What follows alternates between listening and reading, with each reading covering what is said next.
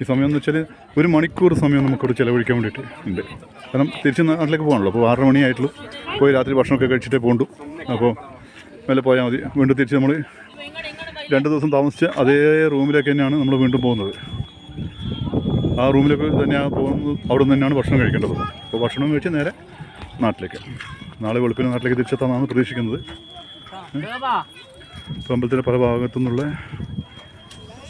പിന്നെ ഇത് കാര്യങ്ങൾ. അപ്പോൾ ഇതിന് ചുറ്റും ഈ ഒരു സ്ഥലം ഇത് വെള്ളത്തിൽ മുങ്ങിക്കിടന്ന സ്ഥലമായിരുന്നു.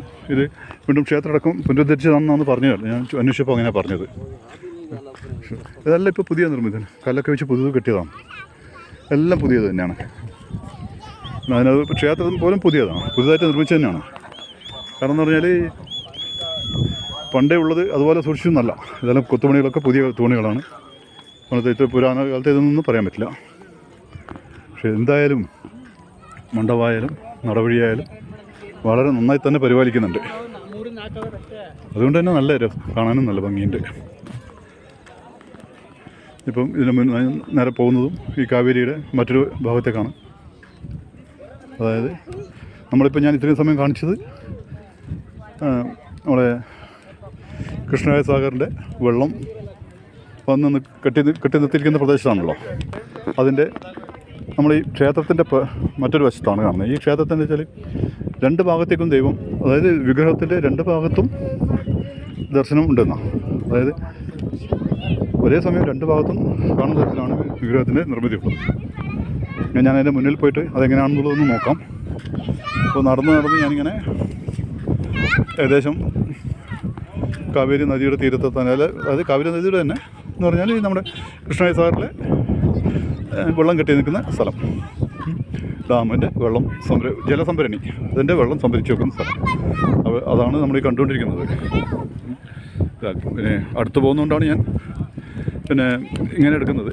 അല്ലെങ്കിൽ നമുക്ക് വേണേൽ കുറച്ചും കൂടി അടുത്തേക്ക് പോകാണല്ലോ. പിന്നെ നമ്മൾ വലിച്ചെടുക്കേണ്ട ആവശ്യമില്ലല്ലോ എന്ന് വിചാരിച്ചിട്ടാണ് ഇങ്ങനെ ചെയ്യുന്നത്. ആ വെള്ളം പോകുന്ന ഭംഗിയൊക്കെ വെച്ചാൽ നേരിട്ടൊന്ന് കാണുമ്പോൾ ഇതിനേക്കാളൊക്കെ എത്രയോ ഭംഗിയായിരിക്കുമല്ലോ. അത് നമ്മൾ ശരിക്കും അത് നമ്മുടെ കൂട്ടത്തിൽ എല്ലാവരും ഉണ്ട്. ഈ സൈഡിലാണ് കൂടുതലുള്ളത്. കാരണം എല്ലാവർക്കും പാദം രക്ഷിക്കുക എന്നുള്ളൊരു ചിന്താഗതി കൂടി ഉള്ളതുകൊണ്ടായിരിക്കാം.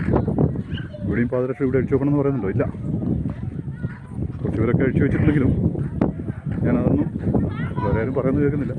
ഞാൻ എന്തായാലും ഈ പുഴയോരത്ത് ഒരുപാട് ബെഞ്ചുകളൊക്കെ ഉണ്ടായിരിക്കാൻ.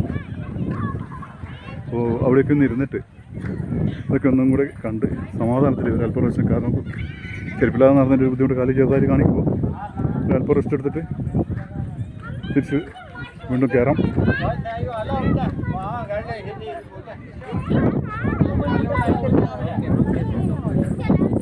ഏതൊക്കെയോ ഭാഗം നോക്കാറുണ്ട്. കർണാടകക്കാരുണ്ട്, തെലുങ്കുണ്ട്,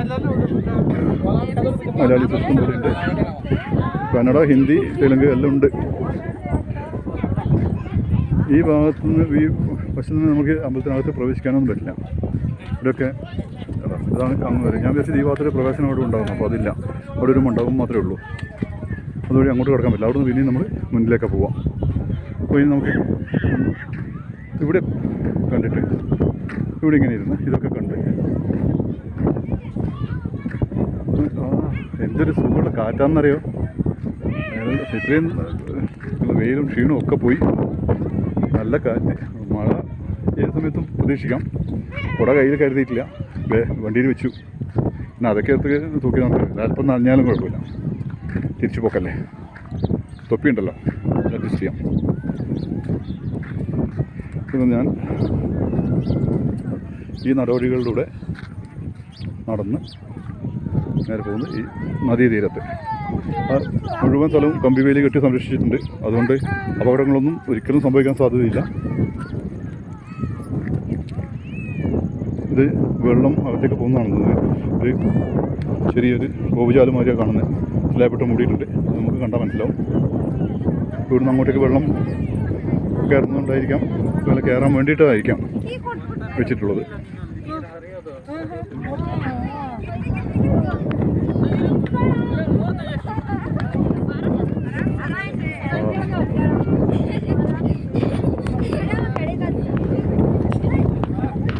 എന്താ പറയണ്ടേ, എത്ര ദൂരത്ത് വന്നുണ്ടോ? ഒരു ഡാമിൻ്റെ ജലസംഭരണിയാണ്. അങ്ങേറ്റം മുതൽ ഇങ്ങനെ ചുറ്റി വന്നിട്ട്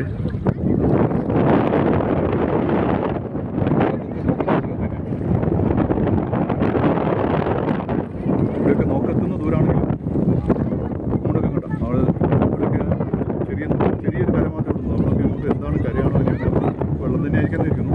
നമ്മുടെ കടലിലെ തിരമാലകൾ പോലെയാണ് വെള്ളം അലയടിച്ച് വരുന്നത്. അപ്പോൾ ഇത്രയും കണ്ടല്ലോ.